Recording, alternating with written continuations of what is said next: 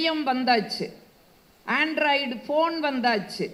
வீட்டுக்குள்ளேயே 4 பேர் ஒன்று சேர்ந்து இருக்கிறதில்ல, சேர்க்க முடியறதில்லை. உண்மைதாங்க. ஒரு அம்மா புதிதாக கல்யாணமாகி மருமக வீட்டுக்கு வந்தாங்க. அந்த அம்மா சொல்லுச்சு, அம்மா இந்த வீட்டுக்குன்னு சில பாரம்பரியங்கள் இருக்குதுமா. இந்த வீடு ஒரு குட்டி அரசாங்கம், 4 ஜன்னல் கம்பிகளுக்கிடையே நடந்து கொண்டிருக்கின்ற ஜனநாயக வீடு. இந்த வீட்டில் உங்க மாமனாரு முதலமைச்சரம்மா, அவர் இந்த பொதுப்பணித்துறையெல்லாம் பார்த்துக்குவாரு. நான் துணை முதல்வர், நான் இந்த வருவாயும் ஜவுளித்துறையும் நான் பார்க்கறேனம்மா. என் பையன் அதான் உன் புருஷ, அவ இந்த வருமானத்துறையை பார்த்துக்கிறா. என் பொண்ணு அதான் உன் நாத்தனாரு, அவ இந்த விளையாட்டு துறையை பார்த்துக்கிறாம்மா. இந்த வீட்டில் 2 துறை காலியாக இருக்கு. ஒன்று உணவுத்துறை, இன்னொன்று சுகாதாரத்துறை. இந்த 2ஐயும் உனக்கு கொடுக்கறனம்மா அப்படின்னு அந்த அம்மா சொல்லுச்சு. உடனே அந்த மருமக சொன்னா, அத்தை எனக்கு எதுக்குங்கத்தை இவ்வளவு பெரிய பெரிய பொறுப்பெல்லாம், எல்லா பொறுப்புகளையும் நீங்களே பாருங்கத்த, நான் எதிர்கட்சி தலைவரா மட்டும் இருந்துக்கிறத்தேன்ட்டா. ஏன் அப்பப்ப வெளிநடப்பு, ஏதாவது ஒன்று வீட்டில் சிக்கல்னா உடனே அம்மா வீடு வெளிநடப்பு. ஆக வீட்டுக்குள்ள ஒரு 4 பேரை இணைக்க முடியல. ஆனால் 9 நாட்களாக இத்தனை பேரையும் ஒருங்கிணைத்து ஒரு நிகழ்வினை நடத்தி கொண்டிருக்கிறார்கள் என்று சொன்னால், உண்மையிலேயே மாவட்ட ஆட்சியர் உட்பட அத்துணை பேருக்கும் உங்களுடைய பாராட்டை தெரிவிக்கின்ற வகையிலே ஒரு பலத்த கைதட்டலை கொடுத்து அவர்களுக்கு அந்த உற்சாகத்தை நாம கொடுப்போம். இன்னும் ஒரு சிறப்பு என்னன்னா, குறிப்பா தமிழக அரசுக்கு மிகப்பெரிய பாராட்டை சொல்ல வேண்டிய நேரம் இந்த நேரம். ஏன்னு கேட்டீங்கன்னா, சீனாவில் ஒரு காலகட்டத்தில் மங்கோலிய மன்னன் ஒருவன் மன்னனா பதவியேற்றான். அவன் மன்னனா வந்த உடனே ஒரு சட்டம் போட்டான், இங்க இருக்கிற புத்தகத்தை எல்லாம் தீ வச்சு கொளுத்துங்கோன்ட்டான். ஏன் எல்லாரும் கேட்டாங்க, புத்தகத்தை படித்தால் மக்கள் அறிவாளிகள் ஆகி விடுவார்கள், அறிவுடைய மக்களை ஆட்சி செய்வது கடினம், மக்கள் எப்பொழுதும் முட்டாளாத்தான் இருக்கணும், அதனால புத்தகங்களை எரிச்சிருங்க நாங்க. அப்ப அங்க இருக்கிறவங்க கேட்டாங்க, சரி புத்தகங்களை எரிச்சிடலாம், எரிச்சிட்டாங்க. இப்ப எரிச்சிட்டு கேட்டாங்க, சரி புத்தகங்களை எரிக்க சொல்லிட்டீங்க, புத்தகம் எழுதுற படைப்பாளிகள் இருக்காங்கல்ல, அவர்களை உங்களால என்ன செய்ய முடியும் அப்படின்னு கேட்கும் பொழுது அந்த மன்னன் கொஞ்சம் கூட யோசிக்கல, அத்துணை படைப்பாளிகளையும் கொன்று குவித்து அவர்களுடைய உடம்பில் உள்ள எலும்புகளை எடுத்து வரிசையாக அடுக்கி சீன பெருஞ்சுவரை அந்த மங்கோலிய மன்னன் கட்டினான் என்று ஒரு வரலாறு நமக்கு சொல்கிறது என்றால் சற்று யோசித்து பாருங்கள். அன்று மக்கள் அறிவுடையவர்களாக இருந்தால் ஆட்சி செய்ய முடியாது என்று ஒரு மன்னன் நினைத்தான். ஆனால் இன்றோ மக்கள் அத்துணை பேரும் புத்தக திருவிழாவிலே கலந்து புத்தகங்களை வாங்கி படித்து அறிவுடையவர்களாக மாற வேண்டும் என்று நம்முடைய தமிழக அரசு நினைத்து மாவட்டந்தோறும் புத்தக திருவிழாவை நடத்தி கொண்டிருக்கிறார்கள் என்று சொன்னால், உண்மையிலேயே நாம் அத்துணை பேரும் தமிழக அரசுக்கு ஒரு பாராட்டை, ஒரு நன்றியை இந்த நேரத்திலே நாம் கட்டாயம் சொல்லியாகணும். உங்களுக்குள்ளெல்லாம் ஒரு கேள்வி வரலாம், புத்தகம் அப்படி என்ன சாதிச்சிரு, புத்தகங்கள் அப்படி என்ன புரட்சி செய்யும் அப்படின்னு நீங்க கேட்கலாம். புத்தகங்கள் கட்டாயம் புரட்சி செய்யும்.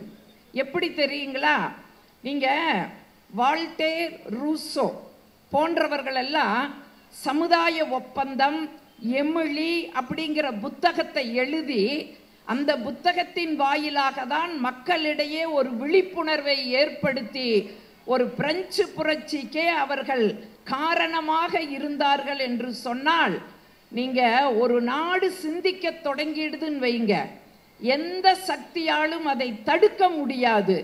ஆக புத்தகம் கட்டாயம் புரட்சி செய்யும். அதனாலதான் முன்னாள் தலைமை செயலாளராக இருந்த இறையன்பு அவர்கள் ஒரு வார்த்தை சொன்னார், புத்தகம் பழையதுதானே அப்படின்னு தூக்கி எறியாதீங்க, அந்த பழைய புத்தகத்தில் உள்ள சில வைர வரிகள் உங்களுடைய வாழ்க்கையை மாற்றி காட்டும் வைர வரியாக கூட அது அமையும்.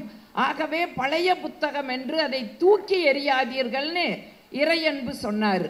மறைந்த நம்முடைய முத்தமிழறிஞர் டாக்டர் கலைஞர் சொல்லும்போது அந்த எழுத்துக்கு என்ன ஆற்றல் அப்படின்னு சொல்லும்போது அழகா சொன்னாரு, காகிதத்தை சுருட்டி கந்தகத்தை வைத்தால் மட்டும் வெடிக்காது, வார்த்தைகளை சுருட்டி வரிகளில் வைத்தாலும் கூட அது வெடிக்கும், அது புரட்சி செய்யும் என்று முத்தமிழறிஞர் டாக்டர் கலைஞர் சொல்லியிருக்காருன்னா, இவ்வளவு ஏங்க இந்த அழைப்பிதழ் நீங்க எல்லாருமே பார்த்திருப்பீங்க. இந்த புத்தக திருவிழா நடத்துற இந்த அழைப்பிதழை நீங்க எல்லாருமே பார்த்திருப்பீங்க. அதுல ஒரு வாசகம், புத்தகம் பேசுற மாதிரி ஒரு வாசகத்தை போட்டிருக்காங்க. உண்மையிலே அது யார் போட்டாலும் அவங்கள நான் மனதார பாராட்டுற. அதுல ஒரு வாசகம் போட்டிருக்கிறாங்க பாருங்க, என்னை குனிந்து பார்த்தால், என்னை குனிந்து பார், நாளை உன்னை நிமிர்ந்து நடக்க செய்வேன், இப்படிக்கு புத்தகம் அப்படின்னு அந்த அழைப்புதல்ல போட்டிருக்கிறாங்க. அப்ப யோசிச்சு பாருங்க, ஒரு புத்தகம் எப்படிப்பட்ட புரட்சியை செய்கிறது என்றால், அந்த புத்தக திருவிழாவிலே என்னை அழைத்து இந்த மேடையிலே நான் நிற்பதற்கு காரணமாக இருக்கக்கூடிய பப்பாசி முருகன் சகோதரர் அவர்களுக்கு இந்த நேரத்திலே என்னுடைய நன்றியை சொல்லி எனக்கு ஒரு தலைப்பு கொடுத்திருக்காங்க. சிரிப்போம் சிந்திப்போம் அப்படின்னு ஒரு தலைப்பு கொடுத்திருக்காங்க. ஏன் இன்னைக்கு இந்த காலகட்டத்தில் இப்படி ஒரு தலைப்பு அப்படின்னு யோசிச்சு பார்த்தோம்னா, இது 21ஆம் நூற்றாண்டு, விஞ்ஞானத்தினுடைய கண்டுபிடிப்புகளின் நூற்றாண்டுன்னு சொல்லலாம். இங்கே ஒரு காலகட்டத்தில் குகையில் வாழ்ந்துட்டு இருந்த மனிதன் இன்னைக்கு கூகுளில் வாழ்றான்.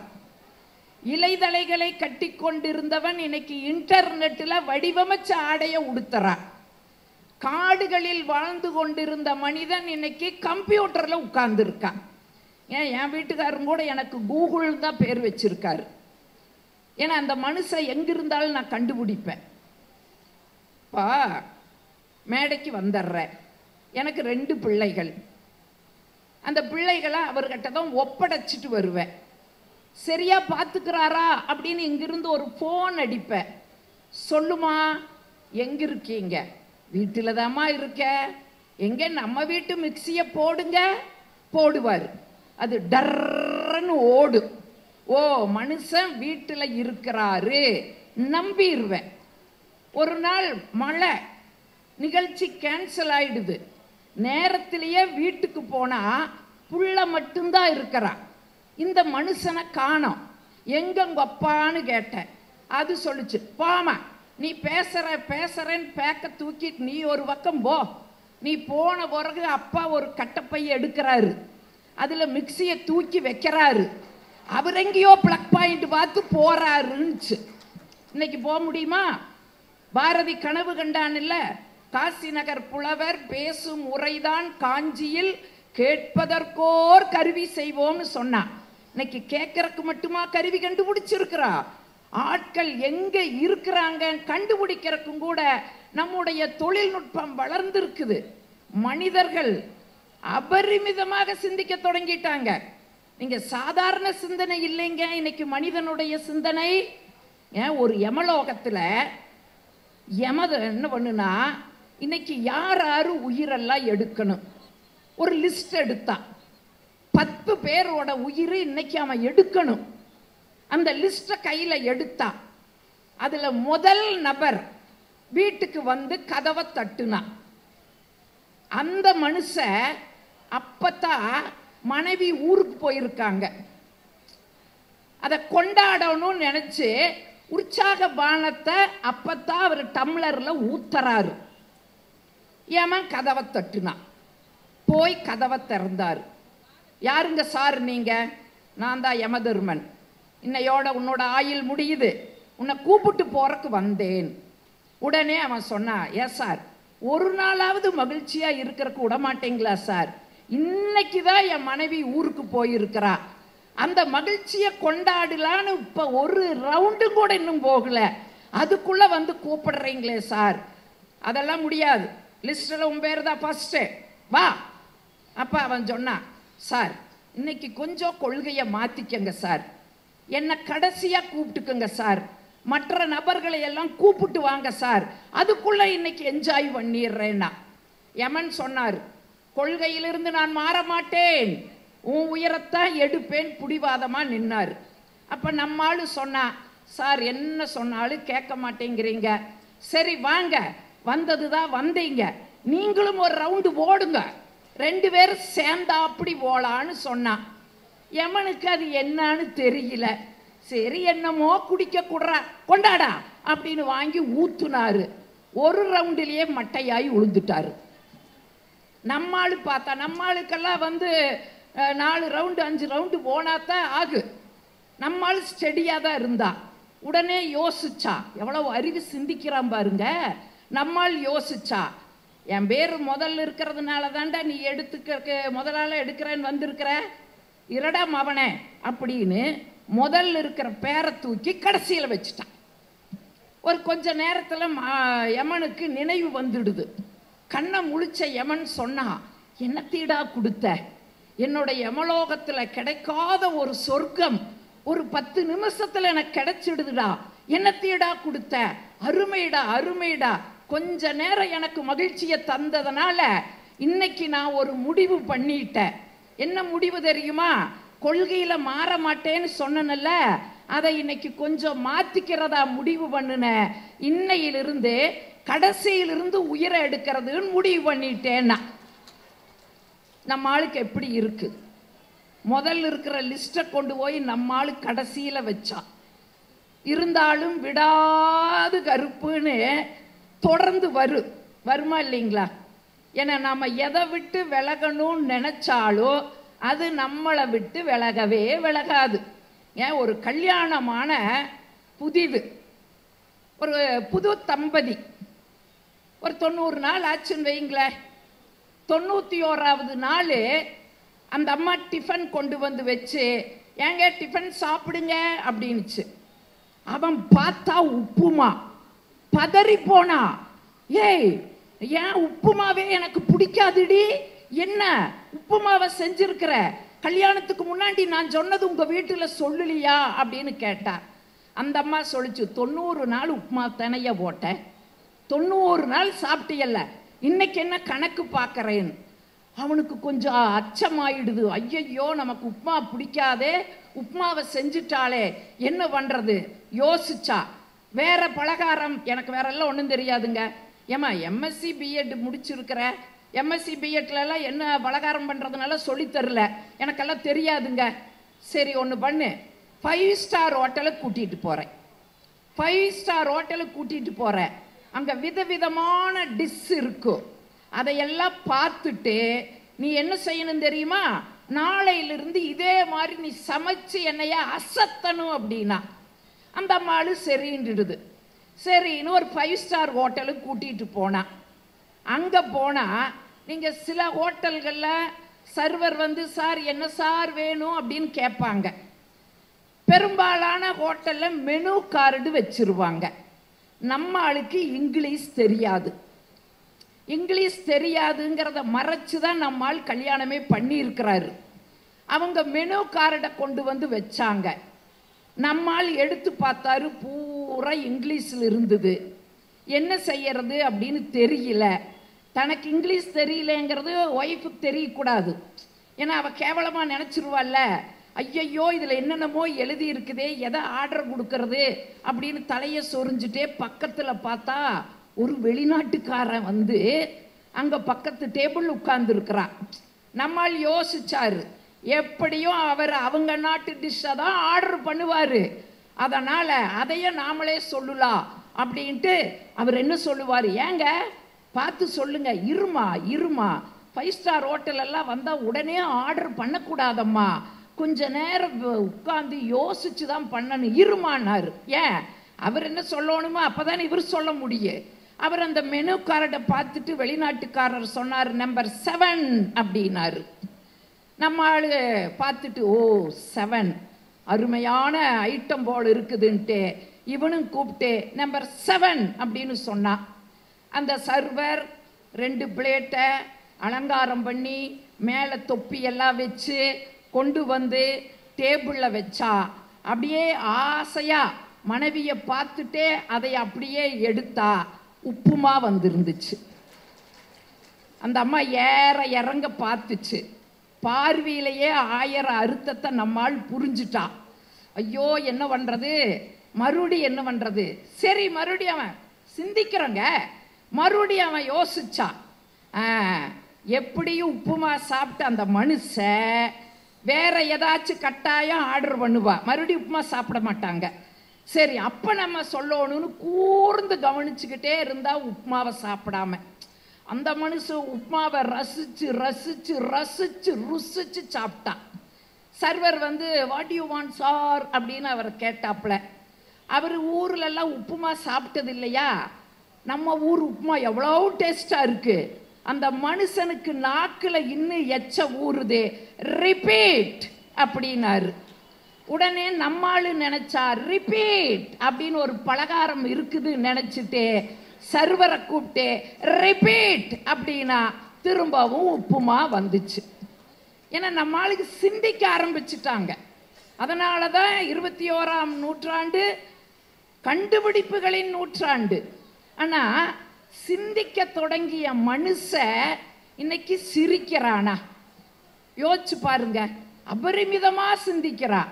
ஆனா சிந்திக்க தொடங்கிய மனுஷன் இன்னைக்கு சிரிக்க மறந்திருக்கிறா அப்படிங்கிறத இங்க நிதர்சனமான உண்மை. ஏன் நம்ம முன்னோர்கள் என்ன சொன்னாங்க, வாய் விட்டு சிரித்தால் நோய் விட்டு போகும்னு சொன்னாங்க.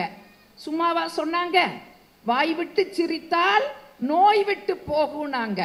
அதனாலதான் பாரதியும் கூட சொன்னா, நம்ம முன்னோர்கள் எப்படிப்பட்ட முன்னோர்கள் இந்த மண்ணில் வாழ்ந்து மறைந்து இருக்கிறாங்க.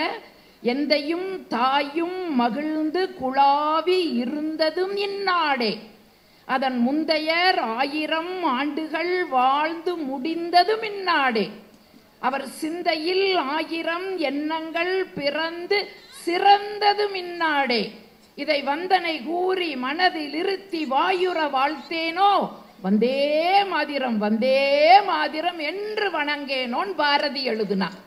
நம்ம அப்பா அம்மா மட்டும் மகிழ்ச்சியா இல்லைங்க, அவர்களுடைய முன்னோர்களும் இந்த மண்ணில் மகிழ்ச்சியா இருந்திருக்கிறாங்க. அப்படிப்பட்ட மண்ணில் இன்னைக்கு நாம சிரிக்கிறோமா யோசிச்சு பாருங்க. வாய் விட்டு சிரிச்சா நோய் விட்டு போகும். ஏன்னா அப்படி நல்ல மனசார சிரிச்சோம்னா உடம்புல இருக்கிற அந்த தசையெல்லாம் சுருங்கி விரியுமா. அப்படி சுருங்கி விரிஞ்சா மாரடைப்பு வராது. நம்ம முன்னோர்கள் கண்டதுங்க, மாரடைப்பு வராதுன்னு கண்டுபிடிச்சிருக்காங்க. நம்மளுக்கு பார் அடைப்புனாலே மாரடைப்பு வருதா இல்லையா? இன்னைக்கு பார் அடைப்புன்னு சொல்லி பாருங்க, நம்மால் நிறைய பேர்த்துக்கு மாரடைப்பு வந்துருது. மாறி போச்சு, சிரிக்க மறந்துட்டோம். ஏன் வெளிநாடுகள்லாம் பாருங்க, 5 நாள் வேலை செய்வாங்க, 2 நாள் ₹1,00,000 கொடுத்தாலும் கூட வேலைக்கு வரமாட்டாங்க. ஏன்? அவங்களுக்கு அந்த மன அழுத்தம். அந்த மன அழுத்தத்தை போக்கணும்னு சொன்னா லாஃபிங் கிளப்னு ஒன்று இருக்கா. அங்க போய் $700 $800 கொடுத்துட்டு அப்படியே தனி ஒரு மனுஷனா உள்ள உட்கார்ந்து கெக்கப்புக்கன்னு சிரிச்சிட்டு வர்றாங்க வெளிநாட்டுல. காரணமே இல்லாம தனியா உட்கார்ந்து சிரிச்சு ரிலாக்ஸ் பண்ணிட்டு வர்றா. நம்ம இதுல 3வது படிக்கிற உள்ள டென்ஷனுங்குது. என் பேத்தி கோபமா உட்கார்ந்து இருந்தா, ஏன் கண்ணு இப்படி உட்கார்ந்து இருக்கிற, பேசாத, நான் டென்ஷனா இருக்கிறேன்னு. டென்ஷனா? 3வது படிக்குது. என்னம்மா உனக்கு டென்ஷன்? என் புள்ள சொன்னா, மாத்திரை சாப்பிடுனா சாப்பிட மாட்டேன்னு ஒரே அடம் பிடிக்கிறாம்மா, அதனாலதான் 4 விட்ட அப்படின்னா. நான் கேட்டேன், ஏம்மா மாத்திரை சாப்பிடலைன்னா அடிச்சா கொடுப்பாங்க, அதெல்லாம் அன்பா கொடுக்கணும். நான் பார்த்தியா வீட்டில் இருக்கிறனில்ல, எம்ஏ பிஎட் எம்ஃபில் படிச்சுட்டு நான் ஒருத்தி இருக்கிறனில்ல, எங்கிட்ட கேட்க வேண்டியது தானே, குடு மாத்திரைய அப்படின்னு அந்த மாத்திரையை வாங்கி பேத்திய கூப்பிட்ட, தங்கம் இங்க வா. அது ஓடி வந்துச்சு. உனக்கு என்னமா பலகாரம் பிடிக்கும்? குலோப் ஜாமுன் ரொம்ப பிடிக்கும். எனக்கு குலோப் ஜாமுன் ரொம்ப பிடிக்கும் அம்மிச்சின்னுது. குலோப் ஜாமுன் ஒன்று எடுத்து அதுக்குள்ள மாத்திரையை வச்சு ஆக்காட்டு, அது ஆணுச்சு. வாய்க்குள்ள போட்டேன். அப்படியே சாப்பிட்டு கொஞ்சம் தூரம் அங்கேயும் இங்கேயும் ஓடிட்டு வந்தது. வந்த உடனே நான் கேட்டேன், தங்கம் குலோப் ஜாமுன் எப்படி இருந்ததுன்னு. அது சொல்லுச்சு, சூப்பர் அம்மிச்சி, ரொம்ப டேஸ்டா இருந்தது, கொட்டதா கசந்தது, கீழே துப்பிட்டேன்டுச்சு. 3 வயசு புள்ள டென்ஷனுங்குதுங்க. ஆனா நம்ம வாழ்க்கையோடு மகிழ்ச்சி இருக்குதுங்கிறத நம்ம மறந்துருக்கிறோம். நீங்க இந்த சிரிப்பு அப்படிங்கிறதெல்லாம் நம்ம வெளியில போய் காசு கொடுத்து வாங்குற பொருளே கிடையாது. ஏதோ மார்க்கெட்டிலையும் சந்தையிலையும் சூப்பர் மார்க்கெட்டிலையும் கிடைக்கிற பொருள் இல்லைங்க மகிழ்ச்சிங்கிறது. அதனால தானே ஒரு கவிஞன் எழுதுனா, சின்ன சின்ன கூட்டுக்குள்ளே சொர்க்கம் இருக்கு, சின்ன சின்ன அன்பில் தானே ஜீவன் இன்னும் இருக்கு, பட்டாம்பூச்சி கூட்டத்திற்கு பட்டா எதற்கு, அட பாசம் மட்டும் போதும் கண்ணே காசுவனம் என்னத்துக்குன்னு. நான் இதை பாடியிருப்பேன், இது பாட்டுதான், நான் பாடியிருப்பேன். ஏன்னா கல்யாணமான புதிதில் என் வீட்டுக்காரர்கிட்ட சொன்னேன், நான் நல்லா பாடுவேன். என் வீட்டுக்காரர் சொன்னார், நான் நல்லா ஓடுவேன்னாரு. அதனால் 33 வருஷமாக என் வாழ்க்கையை பாதுகாத்து வச்சுக்கிட்டு இருக்கிறேன் பாடாமல். அதனால தான் வரிகளாக சொன்னேன். கல்லூரியில் நான் பேராசிரியர், தமிழ் எடுக்கிறார், தேவாரம் திருவாசகம் எல்லாம் ஒரு காலத்தில் பாடி பாடி தாங்க நடத்துவேன். அடுத்த நாள் வகுப்புக்கு போனால் என் மாணவன் கேட்பா, டீச்சர் உங்களை பாடையில் பார்க்கணும் டீச்சர், டீச்சர் உங்களை பாடையில் பார்க்கணும் டீச்சர். அவன் எதில் பார்க்கணும்னு ஆசைப்படுறா. அதனால் பாடுறதில்ல அப்படின்னு ஒரு சத்திய பிரகடனம் வச்சுக்கிட்டு இருக்கிறேன். இங்கே வாழ்க்கைக்குள்ள எவ்வளவு ஒரு மகிழ்ச்சி இருக்குது பாருங்க. பெரிய பெரிய நிகழ்ச்சியெல்லாம் வெற்றியை தரும். ஒரு சின்ன சின்ன பாராட்டு தாங்க வாழ்க்கையில மகிழ்ச்சியை தரும். பாராட்டணும். எதுவா இருந்தா சமையல் நல்லாளினாலும் பாராட்டணுங்க. நீங்க பாராட்டி பாருங்க. ஒரு கூட்டத்தில் நான் சொன்னேன், எங்கூட பட்டிமன்றம் பேச வர என் தம்பி பாராட்டுறதே இல்லைன்னா அவங்க மனைவி எனக்கு ஃபோன் பண்ணி வருத்தப்பட்டாங்க. நான் சொன்னேன், என் தம்பி ஒரு வார்த்தை தான் பாராட்டலாமல்ல. அன்னைக்கு போய் தம்பி பாராட்டுனா அந்த அம்மா குழம்பு ஊத்துச்சு. ஆஹா, குழம்பு வச்ச கையுக்கு வளையல் போடணும்னா. அடுத்து ரசம் ஊத்துச்சு. ஆஹா, ரசம் வச்ச கையுக்கு மோதிரம் போடணும்னா. அந்த புள்ள ஓன்னு அழுதுச்சு. உடனே அந்த தம்பி சொல்லி இருக்காரு, பாராட்ட சொல்லி அக்கா சொல்லுச்சே, அதனால தானே நான் பாராட்டுனேன், எதுக்கு அழுகிறே அப்படின்னு கேட்டிருக்குது. உடனே அந்த புள்ள சொல்லி இருக்குது, என்னைக்கும் இல்லாம இன்னைக்கு எனக்கு உடம்புக்கு சரியில்லைங்களா, பக்கத்து வீட்டுல போய் குழம்பு ரசமும் வாங்கிட்டு வந்து வச்ச, அதைய போய் பாராட்டுறீங்களே அப்படின்னு சொல்லுச்சு. ஆக நீங்க சின்ன சின்ன அன்பு தாங்க ஒரு பாராட்டு. நல்லா இருக்குதோ இல்லையோ, அருமை, சூப்பர், குட், இந்த மாதிரி நன்று, இப்படி ஒரு சின்ன சின்ன வார்த்தைகளை உதிர்த்து பாருங்க. அது வீடா இருக்கலாம், வேலை செய்யற இடமா இருக்கலாம், இல்ல வெளியே இடமா இருக்கலாம், எங்க இருந்தாலும் அந்த மகிழ்ச்சி சின்ன சின்ன பாராட்டுல தாங்க இருக்குது. இங்க பாராட்டுலினாலும் வில்லங்கம் உண்டு. இந்த கொரோனா காலத்துல, கொரோனாவை எல்லாருமே நீங்க அனுபவிச்சிருப்பீங்க. நானும் கொரோனா காலத்துலலாம் அனுபவிச்சவதான். ஏன்னா நான் கல்லூரி பேராசிரியர் இல்லையா, நான் கல்லூரியிலேயே ரொம்ப ஸ்ட்ரிக்டான பேராசிரியர் நான் தான். என் மாணவர்களெல்லாம் செல்போன் வச்சுருந்தா நான் வகுப்புக்குள்ளே அனுமதிக்கவே மாட்டேன். அந்த செல்போனை வாங்கி கையில் வச்சுக்கிட்டு, ஏய் வருஷ கடைசியில் அம்மா அப்பாவை வந்து என்கிட்ட வாங்க சொல்கிறா அப்படின்னு சொல்லிடுவேன். இதே மாதிரி கொரோனா டைம் ஆயிடுச்சு, கொரோனா வந்தாச்சு, செல்போன் பூரா என் கையில் இருக்குது. பையங்க செல்போன் மூலம்தான் வகுப்புக்குள்ளே வரணும். நான் கூப்பிடுறேன், தம்பி வாடா செல்போனை வாங்கடா. அவன் சொல்கிறான், வேண்டாங்க மேடம், நீங்களே வச்சுக்கோங்க மேடம். நான் சொன்னேன், டேய் செல்போனை வாங்கிட்டு போய் என் வகுப்புக்குள்ளே வந்தாத்தாண்டா எனக்கு சம்பளமே கொடுப்பாங்க. அவன் சொல்கிறான், மேடம் நீங்கள் கொள்கையிலேயே இருங்க மேடம், மாறாதீங்க மேடம், வருஷ கடைசியிலே எங்கள் அப்பா அம்மாட்ட கொடுங்க மேடம். வரவே மாட்டேங்கிறான். நான் பார்த்தேன், ஓ இது வில்லங்கம் ஆகுதுன்னு. மாஸ்கை போட்டுட்டு 5 மாஸ்க்கு சானிடைசர் எல்லாம் கைக்கு பூசிட்டு வாடகை கார் எடுத்துட்டு வீடு வீடாக போய் இந்தாடா செல்ஃபோன், இந்தாடா செல்ஃபோன், என் வகுப்புக்குள்ளே வாடா, என் வகுப்புக்குள்ளே வாடா, அப்போதாண்டா எனக்கு சம்பளம் தருவாங்க, வகுப்புக்குள்ளே வாடா வாடான்னு வந்துட்டான். வந்துட்டு ஒருத்த உட்கார்ந்துட்டு எனக்கு அடிக்கிறா, எந்த செல்போனை வைத்திருந்தால் வகுப்புக்குள் விடமாட்டா என்று சொன்னாயோ அந்த செல்போன் மூலம்தான் உன் வகுப்பையே நான் அட்டன் செய்து கொண்டிருக்கிறேன். சாந்தாமணி ஈச பூமராங் அப்படின்னு என்ன பூமராங் ஆக்கிட்டான். நாங்கள்லாம் கொரோனா காலத்தில் அனுபவித்தோம். இந்த கொரோனா காலத்துலிங்க எங்கள் பக்கத்து வீடு அவங்க 2 பேரும் வேலைக்கு போகிறவங்க. அந்த அம்மாவோட சமையல் சுமாராக தான் இருக்குது. உங்களுக்கு தெரியும், இன்னைக்கு இருக்கிற இந்த காலகட்டத்தில் 2 பேரும் வேலைக்கு போகிற வீடு எப்படி பரபரன்னு இருக்குன்னு உங்கள் எல்லாருக்குமே தெரியும், அனுபவிக்கிறவங்களுக்கு தெரியும். அதை உணர்ந்து தாங்க தாமரை அப்படிங்கிற ஒரு கவிஞர், பெண் கவிஞர் ஒரு கவிதை எழுதுச்சு அந்த அம்மா. அதாவது வேலைக்கு போகிற வீடுகளிலே எப்படி ஒரு பரபரப்பான சூழல் ஒரு பெண் அனுபவிக்கிறாள் அப்படின்னு அந்த அம்மா ஒரு கவிதை எழுதுச்சு. நிற்க நேரம் இல்லை, நினைத்து பார்க்க தெம்பில்லை, ஓட்டமே கால்களுக்கு செருப்பு, மறதியே நினைவுகளுக்கு மருந்து, காப்பிக்கு கத்தும் கணவன், சீருடை காணவில்லை என்று சீரும் வாரிசுகள், இடையிடையே மருந்து மாத்திரை கொடுக்க வேண்டிய மாமன் மாமிகள், அடுப்பில் கொதிக்கும் பருப்பு, அசந்தாள் பொங்கும் பால். இந்த பாலும் புருஷனும் ஒண்ணுங்க, பாலும் புருஷனும் ஒண்ணு. பொங்கும் பொங்குன்னு பார்த்துட்டே இருப்போம், பொங்கவே பொங்காது, சனிய பொங்காதுன்னு திரும்புவோம், படக்குன்னு பொங்கிரு. இன்னைக்கு காலையிலேயே என் வீட்டில் அப்படிதான், கிளம்புறதுக்குள்ள ஏதோ ஒன்று சொல்லி பதில் சொல்றதுக்குள்ள பொங்கிடுச்சு. ஆக ஒரு பரபரப்பான சூழல். வேலைக்கு போகிற பெண்கள் தெரியும், நான் ஏற்கனவே சொன்ன கல்லூரி பேராசிரியர், நான் வேலைக்கு போகிறதுக்குள்ள வீட்டில் நான் இன்னைக்கும் நான் அனுபவிச்சுட்டு இருக்கிறேன். அந்த அனுபவத்தை தான் அந்த தாமரை கவிஞர் எழுதியிருக்காங்க. 4 மணிக்கு எந்திரிப்பேன், அத்தனை வேலையை செஞ்சுக்கிட்டு பிள்ளைகளுக்கு டிஃபன் கட்டி எல்லாம் பரபரப்பாக பண்ணிக்கிட்டு அப்படியே தோசை ஊற்றும் போது தான் எங்கள் 7:30 தான் எந்திரிச்சு. 7:30 எந்திரிச்சு அது பாத்ரூமுக்கு 8 மணிக்கு தான் போவார். ஏன்னா இவர் ஃபைனான்ஸ் மினிஸ்டர்.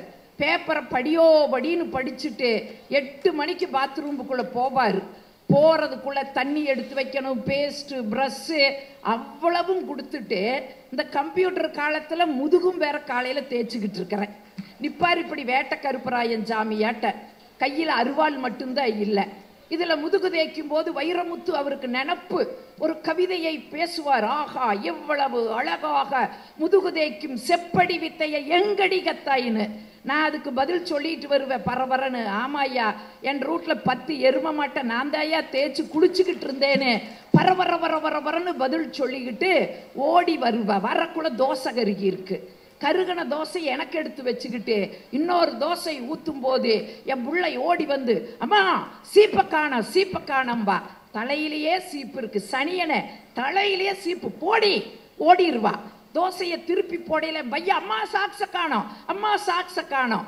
ஓடி போய் சாக்ஸை எடுத்து கொடுத்துட்டு வந்து தோசையை எடுத்து போட்டுட்டு இன்னொரு தோசை ஊற்றும் போது என் மாமியா அம்மா காஃபி மாங்கு ஓடி போய் அந்த அம்மாளுக்கு காஃபியை கொடுத்துட்டு வர்றதுக்குள்ள அந்த தோசையை திருப்பி போடும்போது பாத்ரூம்லேருந்து சத்தம் வரு, அம்மா டவல்னு. 33 வருஷம் ஆச்சுங்க. இன்னும் டவல் எடுத்துட்டு பாத்ரூமுக்கு எங்கள் மனுஷன் போனதாக வரலாறே கிடையாது.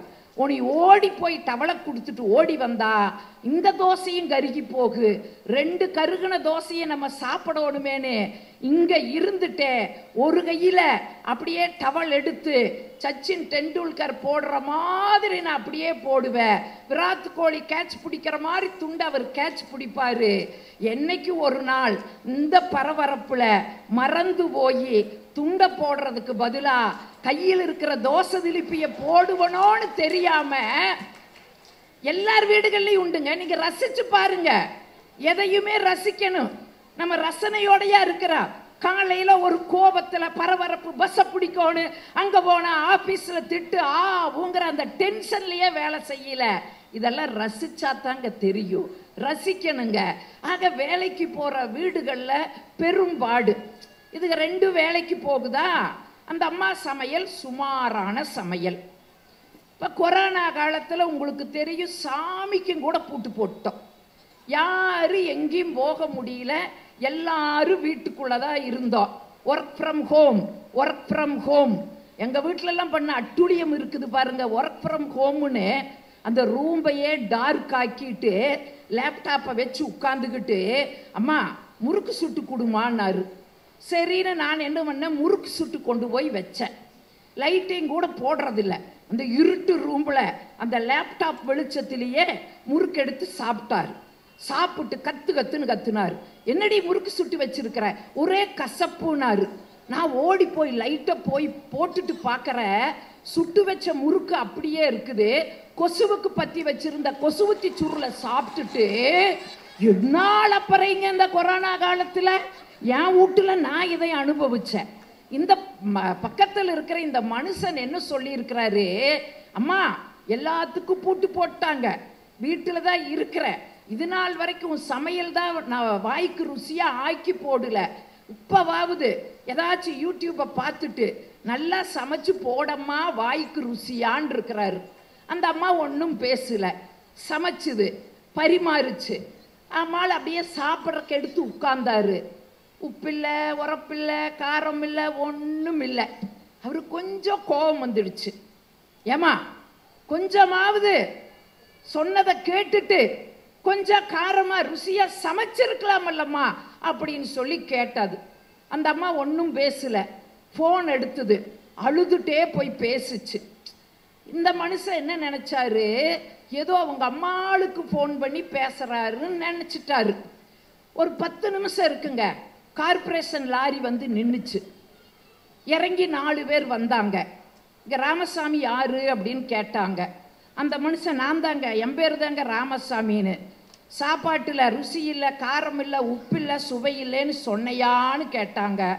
ஆமாங்க சொன்னங்க, வா உனக்கு கொரோனா வந்திருக்குதுன்னு பிடிச்சிட்டு போயிட்டாங்க. ஒரு பாராட்டுல பாருங்க, பாராட்ட தவறுனதுனோட விளைவு பிடிச்சி கொடுத்துருச்சு அந்த அம்மா. இதெல்லாம் குடும்பங்கள்ல நடக்கக்கூடியதுங்க.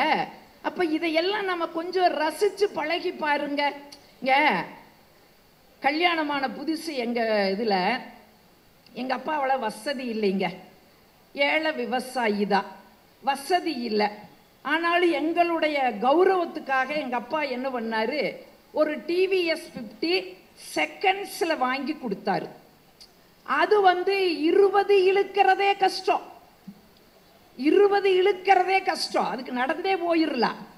அதில் எண்ணெயும் உட்கார வச்சு ஓட்டணுமா, தா எண்ணெயினா குறுகுறுன்னு பார்க்கக்கூடாது. இப்போதான் இப்படி, அப்பெல்லாம் நான் சிம்ரன் மாதிரி சிக்குன்னு இருந்தேன். நம்புங்க, நம்பிக்கை தாங்க வாழ்க்கை, நம்பிக்கை தானே வாழ்க்கை. அப்படி சிக்குன்னு இருந்தேன். என்னையும் உட்கார வச்சு ஓட்டிட்டு போகணுமா. எங்கள் ஊர் கிராமம், வண்டி தடம், என்னை உட்கார வச்சு அவர் ஓட்டிட்டு போறாரு. அது இழுக்க மாட்டேங்குது. போகிற வழியில் ஒரு 10 எருமை மாடு குறுக்க நின்றுச்சு. என் வீட்டுக்காரருக்கு எங்கள் அப்பா மேலே இருக்கிற அந்த கோபம், உடனே அந்த கோபத்தை என்கிட்ட காமிச்சாரு. என்னடி என்ற சொந்த பந்தமெல்லாம் இங்கே வந்து நிற்கிதுன்னாரு. எருமை மாடுக என் சொந்த பந்தமா. நான் சுதாகரிச்சுக்கிட்டு பதில் சொன்னேன், ஆமாங்க எல்லாம் என்ற சொந்த பந்தம் தாங்க, கல்யாணத்துக்கு அப்புறம் வந்த சொந்த பந்தம்ங்க. இது என் மாமியாளுங்க, இது என் மாமனாருங்க, இது என் மச்சாண்டாருங்க, இது என் நாத்தனாருங்கன்னு தான் சொன்னேன். நீங்கள் நம்பவே மாட்டீங்க, அந்த மனுஷனுக்கு கோபமெல்லாம் போய் வண்டியை கீழே போட்டுட்டு உளுந்து உளுந்து சிரிச்சார் பாருங்க. அப்போ யோசிச்சு பாருங்க, நம்ம முன்னோர்கள் சொன்ன வார்த்தை எவ்வளவு உண்மையானது. வாய் விட்டு சிரித்தா நோய் விட்டு போகும் அப்படிங்கிறது எவ்வளவு உண்மை. இதை ஒரு கூட்டத்தில் சொன்னங்க. ஒரு பெரியவர் எந்திரிச்சு சொன்னாரு, கண்ணு நீ சொல்றது 100க்கு 100 உண்மை கண்ணுன்னாரு. எப்படிங்க ஐயான்னு கேட்ட. வீட்டில் போய் கலன்னு சிரிச்சங்கண்ணு, என் மனைவி என்னை விட்டுட்டு போயிட்டான்னாரு. அந்த நோய் விட்டு போறதில்லை, அதுக்கு நான் பொறுப்பு இல்லை. ஆனால் பொதுவாகவே பாருங்க, எல்லாத்தையும் நம்ம ரசிக்க பழகணுங்க. ஆனால் நம்ம ரசிக்கிறோமா? அந்த ரசிப்புக்குள்ள எவ்வளவு ஒரு வாழ்க்கையினுடைய மகிழ்ச்சி இருக்குது அப்படிங்கிறது நமக்கு தெரியாமலேயே நம்முடைய வாழ்க்கையில் பயணப்பட்டு இருக்கிறோம் அப்படின்னா யோசிச்சு பாருங்க. இங்கே ஒன்றும் இல்லை, ஒரு 6 மாதத்துக்கு முன்னால் எனக்கு அவருக்கு ஒரு சண்டை வந்துடுது. எதுக்கு சண்டைனா, 33 வருஷம் ஆச்சு கல்யாணமாகி. கல்யாண நாள் நான் கேட்டேன், 33 வருஷம் ஆயிடுச்சு, கல்யாண நாளை எப்படி கொண்டாடலான்னு கேட்டேன். அந்த மனுஷன் ஒரே ஒரு வார்த்தையில் சொன்னார், ஒரு 3.5 நிமிஷம் மௌன அஞ்சலி செலுத்திக்கலாம் போன்ட்டாரு. இங்கே இப்போ கிளம்புறேங்க. இன்னைக்கு கிளம்பியில் நான் ஒன்று கேட்குறேன், ஏங்க நான் வெளியில் போகிறேன், என்ன வேணும்னு. அவர் கேட்குறாரு, இதை விட எனக்கு வேற என்ன வேணும்னாரு. ஏன்னா அவர் பாடு அவருக்கு எல்லாம் நீங்கள் ரசிக்கணும். 33 வருஷம் ஆச்சு, என்ன பண்ணலான்னா 3.5 நிமிஷம் மௌன அஞ்சலினாரு. எனக்கு பயங்கர கோபம் வந்துடுச்சு, சண்டை வந்துடுது. சண்டை வந்ததையும் சொன்னார், மேடையில் பேசுகிற மாதிரியே வீட்டுக்குள்ளே பேசுகிற வேலையெல்லாம் வச்சுக்காத, கிளம்புங்க அம்மா வீட்டுக்குன்னாரு. சரி, யோசிச்ச நிகழ்வுகளும் இல்லை, வீட்டில் சும்மா தான் இருக்கிறோம். சரி, அம்மா வீட்டில் போய் நம்ம அக்கா தங்கச்சி கூட 10 நாள் குதூகலமாக இருந்துட்டு வந்துடலாமேன்னு பொட்டி தூக்கிட்டு ஓடிட்டேன். போயுங்க 2 நாள் தான் ஆச்சு, ஃபோன் வருது, நீ பாட்டுக்கு போய் இருந்துட்ட. சரி, இப்போ என்ன இதில் சிக்கல் என்ன? இல்லை, கடையில் சாப்பிட்டனா அது வாயிலையும் ஒட்டுலியா வயிற்றுலையும் ஒட்டுலியா போயிட்டே இருக்குது. எப்போ வருவேன்? நான் சொன்னேன் 10 நாள் இல்லாமல் வரமாட்டேங்க. அம்மா வாபஸ் வாங்கிக்கிறேன், தயவு செய்து திருப்பி வா, என்னால் உன்னை தாங்க முடியாதுன்னாரு. நான் சொன்னேன், அப்படியே நான் கிளம்பி வந்தாலும் மத்தியானம் ஆகுங்க, காத்தால சோத்துக்கு நான் எங்கே போவேன்னாரு. கடையிலேயே போய் சாப்பிடுங்க. ஐயோ, உனி கடையில் சாப்பிட்டா நான் செத்து போயிடுவேன் ஜாமி, கிளம்பி வான்னாரு. நான் ஒன்று சொன்னேன், அப்போ ஒன்று பண்ணுங்க, எப்படி கிளம்புனாலும் மத்தியானம் ஆகு, மாவாட்டி ஃப்ரிட்ஜில் வச்சிருக்கிறேன், எடுத்து இட்லி ஊற்றி இட்லி பொடியை அரைச்சி வச்சிருக்கிறேன், போட்டு சாப்பிடுங்கன்னு சொன்னேன். எனக்கு இட்லி ஊற்ற தெரியாதேன்ட்டார். 3.5 நிமிஷம் மௌன அஞ்சலி செலுத்தலான்னு சொன்னார்ல, இட்லி ஊற்ற தெரியல, எனக்கு இட்லி ஊற்ற தெரியாதுன்னாரு. நான் சொல்கிற செய்யுங்கன்னு. ஃபோனை கட் பண்ணிடாத, காதுலியே வச்சுக்கோ, சொல்லு. நான் சொன்னேன், மாவை வெளி எடுங்க, எடுத்துட்டேன்.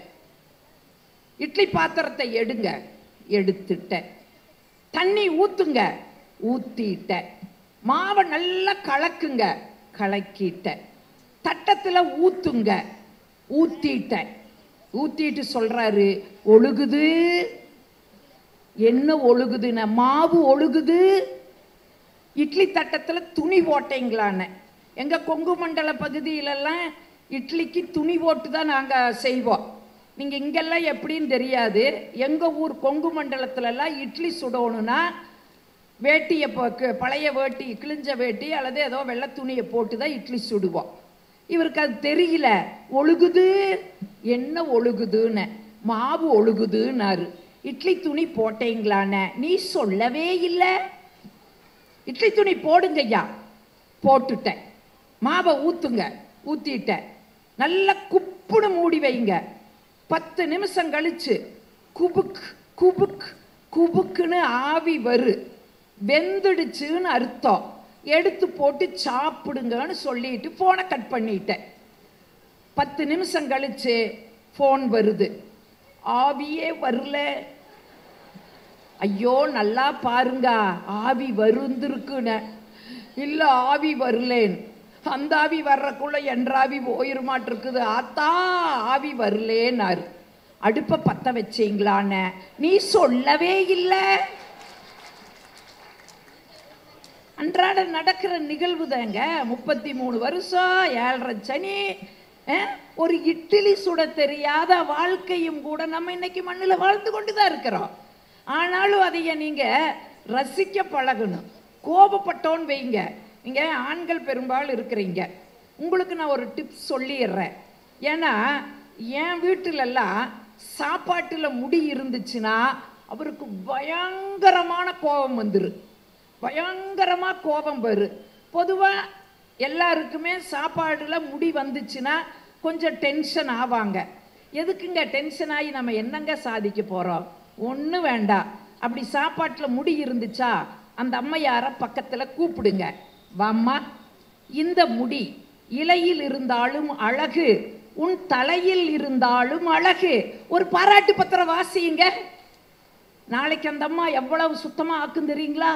நேத்தே அந்த மனுஷ கவிஞர் வைரமுத்து மாதிரி கவிதை பாடினாரு. இன்னைக்கு எல்லாம் பார்த்து பார்த்து செய்யறேன்னு அடுத்த நாள் இலக்கண சுத்தமா செய்ய. அதைய விட்டுட்டு என்ன இளவு முடியெல்லாம் போட்டு ஆக்கி தொலைச்சிருக்கிற அப்படின்னா அந்த அம்மா பதில் சொல்லு, நீங்க தானே தினம் சமையல் ஒரு சேஞ்ச் வேணும்னு கேட்குறீங்க, ஒரு சேஞ்சா இருக்கட்டுன்னு போட்டாக்குனேன்னு பதில் வரும். எப்படி நம்ம கேட்குறோமோ அதுக்கு தகுந்த பதில் தாங்க நமக்கு கிடைக்கி. அது வீட்டில் மட்டும் இல்லை, வெளியிலையும் அப்படித்தான். ஒன்று ஞாபகம் வச்சுக்குங்க, எதைய நாம கொடுக்குறோமோ அது நமக்கு கட்டாயம் திரும்பி கிடைக்கும். இங்க அக்பர் பீர்பால் கதை கேட்டிருப்பீங்க. ஒரு நாள் அக்பரும் பீர்பாலும் உட்கார்ந்து பேசிக்கிட்டு இருக்கிறாங்க. அப்போ அக்பர் பீர்பால் கிட்ட கேட்கிறாரு, பீர்பால், இந்து மதத்துல ஒன்று சொல்றாங்களே, நாம எதை தர்றோமோ அது நமக்கு திருப்பி கிடைக்குன்னு சொல்றாங்களே, அது உண்மையா அப்படின்னு கேட்கிறாரு. உடனே பீர்பால் சொல்றாரு, ஆம் அரசே, உண்மைதாங்க. உடனே மறுபடி அக்பர் கேட்கிறாரு, நல்லா சொல்லுங்க, எதை தர்றோமோ அது திருப்பி நமக்கு கிடைக்குமா? கிடைக்கும் அரசே. சொல்ல சொல்ல அக்பர் பீர்பால் கன்னத்துல பலார்னு ஒரு அறை விட்டுட்டாரு. இப்ப அவருக்கு திருப்பி கிடைக்கணும் இல்ல, பீர்பால் திருப்பி ஒரு அறை விடணும் இல்ல. அவர் கொள்கைப்படி அவர் கேட்ட கேள்விக்கு பதில் இவர் திருப்பி ஒரு அறை உடனுமா இல்லையா? பீர்பால் அறைவாரா? இவர் அரசர், அறைய முடியுமா? என்ன பீர்பால் பதிலையே காணா. பீர்பால் சிரிச்சுட்டே வெளியில வந்தார். எதிர்த்து அப்படி ஒரு வீரன் வந்தா. அந்த வீரனோட கன்னத்துல பீர்பால் பலார்னு ஒரு அறை விட்டாரு. விட்டுட்டு சொன்னார், டா, இன்னைக்கு அரசர் தொடங்கிய விளையாட்டு, யார் யார் முதல்ல பாக்குறீங்களோ அவங்க கன்னத்துல ஒரு அறை விடுங்க, இது அரசர் தொடங்கிய விளையாட்டுன்ட்டான். சொல்லிட்டு போயிட்டான். அந்த வீரன் முதல்ல பார்க்கிற வீரன் கன்னத்துல பலார் பலார் பலார். சாயந்தரம் ஆயிடுச்சு. அக்பர் அரசாங்க அலுவலகத்தை எல்லாம் முடிச்சுட்டு அந்த புறத்துக்கு போனார். அந்த புறத்துக்கு போன உடனே மகாராணி ஓடி வந்து அக்பர் கன்னத்துல பலார்னு ஒரு அறை விட்டுட்டாங்க. அவர் அப்படியே பொறி கலங்கி நிற்கிறாரு. அடின்னு என்ன சாதாரண அடியா? விட்ட ஒரே அறையில் அக்பருக்கு பொறி கலங்கிடுச்சு. என்னம்மா, கணவனும் கூட பார்க்காம கன்னத்தில் அரைஞ்சிட்டியேம்மா அப்படின்னு அக்பர் கேட்டாரு. அதுக்கு அந்த அம்மா பதில் சொல்லுச்சு, இன்னைக்கு யாரோ இந்த விளையாட்டை தொடங்கி இருக்கிறாங்க. இப்பதான் தலைமை வேலைக்காரி வந்து என் கன்னத்துல ஒரு அறை விட்டுட்டு இந்த செய்தியை என்கிட்ட சொல்லிட்டு போனா. அவ அறை விட்டதிலிருந்து இப்போ உங்களைத்தான் முதல்ல பார்க்குற, அதனால உங்க கன்னத்துல பலார்னு ஒன்று விட்டுட்டேன்னா. அடுத்த நாள் பீர்பால் அக்பர் பார்த்து சொன்னார், பீர்பால், நீங்க சொல்றது உண்மைதான், நான் ஏத்துக்கிறேன். எதை நம்ம கொடுக்கறோமோ அது நமக்கு கட்டாயம் கிடைக்கும் அப்படிங்கிறத நான் உணர்ந்துட்டேன்னு சொல்லி அக்பர் சொல்றாருன்னா நல்லா யோசிச்சு பாருங்க. தட்டோன்னு நினைச்சா நல்லாவே தட்டுங்க. இதுல என்ன காசா வனமா? நான் எதுவும் உங்ககிட்ட கேட்க மாட்டேன். ஏன்னா நான் பேசி முடிச்சு பிறகு நம்முடைய அரசாங்க அதிகாரிகள் எல்லாம் வேணும் ஒரு தங்கத்தட்டு கொடுக்கலாம், ரெடியாத்தான் இருக்கிறாங்கன்னு நினைக்கிறேன். இவங்க கொடுத்தாங்க அப்படிங்கறக்காக மற்றவங்க எல்லாம் சும்மா இருப்பாங்களா? நாங்க வெள்ளித்தட்டு கொடுக்குறோம் அப்படின்னு அவங்க கொடுக்கலாம். நான் இந்த தங்கத்தட்டை கொண்டு போய் என் வீட்டு பீரோவில் பூட்டி வச்சிருவேன், வெள்ளித்தட்டை கொண்டு போய் ஷோகேஸில் வச்சிருவேன். ஆனா நீங்க கொடுக்குற கைதட்டத்தா கோயம்புத்தூர் வரைக்கும் நான் உள்ளத்துல ஏந்தி போவேன்னா எதுக்கு கஞ்சா? தட்டுங்க, நல்லா தட்டுங்க. அப்ப எவ்வளவு ஒரு உண்மை, நம்ம எதை தருகிறோமோ அதுதான் நமக்கு கிடைக்கும். அது வீடா இருக்கலாம், வேலை செய்யற இடமா இருக்கலாம், பொது இடங்களா இருக்கலாம். அப்ப யோசிச்சு பாருங்க, எத்தாம் பெரிய உண்மையை இந்த சாதாரண ஒரு கதையில நம்ம தெரிஞ்சுக்கிறோம்னு சொன்னா. இன்னுமே நான் ஒன்று புரியற மாதிரி சொல்றேங்க, எது கிடைக்குதோ அதை கொண்டு மகிழ்ச்சி அடையலாங்க. எது கிடைக்குதோ அதை கொண்டு மகிழ்ச்சி அடையலாங்க. எல்லாருக்கும் எதிர்பார்த்தது கிடைச்சிருமா? எல்லாருக்கும் எதிர்பார்த்தது கிடைக்குமா? 99% கிடைக்காதுங்க. எங்க இதுல எங்க அம்மாவுக்கு ஒரு பயம் என் மேல. ஏன்னா வாய் ரொம்ப பேசுறா, நல்ல மாப்பிள்ளை கிடைக்குமா அப்படின்னு எங்க அம்மாவுக்கு ஒரு பயம். இவ பேசுற வாயை பார்த்துட்டு எனக்கு வேண்டான்னு போயிட்டாங்கன்னா என்ன பண்றது? எங்க அம்மாவுக்கு ஜோசியத்து மேல ரொம்ப நம்பிக்கை. ஜோசிகார்கிட்ட போய் கேட்டுச்சு அவளுக்கு நல்ல மாப்பிள்ளை கிடைக்குமான்னு. அந்த மனுஷன் ஒரு 500 ரூபாயை கொடுனா, எங்க அம்மா 500 ரூபா கொடுத்துச்சு. அவளுக்கு நல்ல மாப்பிள்ளை கிடைக்குமோ இல்லையோ பரிகாரம் வேணா சொல்றேன்னாரு. என்னங்கன்னு கேட்டுச்சு. வெள்ளிக்கிழமை அம்மன் கோயிலுக்கு போய் எலும்புச்சம்பழத்தை அறுத்து ராகு காலத்துல நெய் தீபம் போட சொல்லு, நல்ல கணவன் கிடைக்கான்னு சொல்லி விட்டுட்டான். எங்க அம்மா வெள்ளிக்கிழமை கூட எங்க அப்பத்தாலும் சேர்ந்துடுது. வெள்ளிக்கிழமை ஓடுறி அம்மன் கோயிலுக்கு போய் நெய் தீபம் போடு. எதுக்காத்தா? நல்ல புருஷன் அப்பதான் கிடைக்கும். நீ பேசுற வாய்க்கு உள்ளூர்ல ஒருத்தனும் வரமாட்டா, எவனாச்சும் இளிச்சமாய வெளியூர்ல இருந்து வந்தாத்தான் உனக்கு அமையே. அதனால போய் சாமி கிட்ட கும்பிடுன்னு முடிக்கி விட்டா. சரின்னு வெள்ளிக்கிழமை தவறாம போய் எலும்புச்சம்பழத்தை அறுத்து புழிஞ்சு நெய் தீபம் போட்டு ராகு காலத்துல அம்மா நல்ல கணவன் வரணும்னு வேண்டுன. ஆனா என்ன ஆச்சரியம் தெரியுங்களா? ஆத்தா என் கோரிக்கையை ஏத்துட்டாளுங்க. அந்த ராகு காலத்தையே எனக்கு வாழ்க்கை துணையா கொடுத்தா. ஒரு நாள் வந்து சொல்றாங்க, உன்னை பொண்ணு பார்க்க வர்றாங்க. சொல்லும் போது மனசுக்குள்ள ஒரு பயம் இருந்தாலும் ஒரு ஆசை. அந்த ஆணழகன், அந்த பேரழகன், அந்த பௌர்ணமி நிலா எப்படி இருக்கு ஒரு ஏக்கங்க. அந்த நாள் வருது, எல்லாம் பட்டாளமா வர்றாங்க. இதுல என் மாப்பிள்ளை எதுன்னு எனக்கு தெரியல. எங்க அப்பத்தா இதுல எது என்ற மாப்பிள்ளை எங்க அப்பத்தா காமிச்சது. அங்க வாரு ஒண்ணு பப்பரக்கேன்னு உட்கார்ந்து இருக்குது பாரு, அதான் உன்ற மாப்பிள்ளை. நிமிந்து பார்க்க முடியலைங்க. அச்சமடம் நாணம் பயர்ப்பு. அப்படியே ஓரக்கண்ணால பார்த்தா இதயத்துக்குள்ள ஒரு இடி விழுகுது. அது பௌர்ணமி நிலாவா இருக்கும்னு நினைச்ச 13 அமாவாசைய வடிகட்டின ஒரு கலரு. அதான் ராகு காலம். ஆத்தா என் கோரிக்கையை ஏத்து ராகு காலத்தை கொடுத்துட்டான். நான் எங்க அப்பத்தா இந்த கருவாயனை கட்ட மாட்டேன் அப்பத்தா, ஏன்னா 4 எழுத்து படிச்சிட்டோம் இல்ல, நான் கட்ட மாட்டேன் அப்பத்தான். எங்க அப்பத்தா, ஏய் உங்க அப்ப கௌரவமா பொழைச்சிருக்கிறா, சபையில அவனுக்குன்னு ஏதாச்சும் ஒரு தலகுனிவு ஏற்படுத்தின ஆற்றி தலைய நான் எங்க ஆட்டினேன், அவளை என்ற தலையை பிடிச்சி ஆட்டி விட்டுட்டான். பொண்ணு சம்மதிச்சாச்சு. அதுக்குதான் பூவை ஒரு கூட வைப்பாங்க. அன்னைக்கெல்லாம் உப்பெல்லாம் அதெல்லாம் மாறி போச்சு. ஒரு கூட பூவை தலையில வச்சு குனிஞ்சுட்டே இருக்கணும். ஏன் நிமிந்து வார்த்தை ஒரு மாதிரி இந்த ராகு காலமா இருந்து வேண்டான்னு சொல்லிட்டா, அதனால பூவை வச்சு நல்லா ஜடை கட்டுக்கண்ணியை வச்சு பின்னி விட்டுருவாங்க. அவளே ஜடை பிடிச்சி இழுக்கிறா, தலை ஆடுது. புள்ள சம்மதிச்சாச்சு. நான் எங்க சம்மதிச்சேன்? கல்யாணம் ஆயாச்சு. என்ன தெரியுங்களா, அங்க போனா இதை விட ஒரு பெரிய இடி காத்துட்டு இருக்கு.